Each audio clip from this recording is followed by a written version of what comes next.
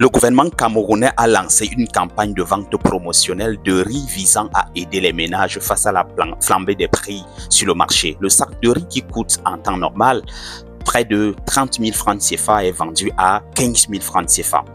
Une initiative salutaire, pourquoi pas, surtout en cette période où la hausse des prix sur le marché international frappe de plein fouet les plus vulnérables. Toutefois, cette mesure, aussi louable soit-elle, soulève une question fondamentale. Que se passera-t-il après que les populations auront terminé de manger ce riz à prix réduit?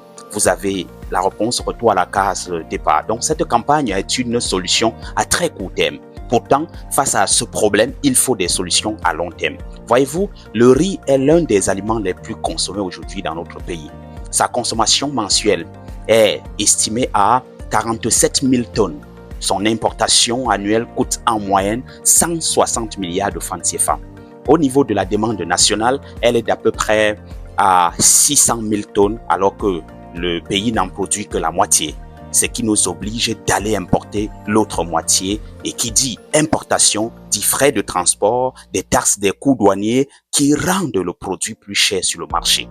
Bien que la vente promotionnelle actuelle permette de soulager temporairement les ménages, elle ne résout pas le problème sous-jacent, la dépendance persistante aux importations et le faible niveau de production locale. Les politiques de soutien à la production de riz au Cameroun existaient depuis longtemps, mais elles n'ont jamais donné des résultats escomptés.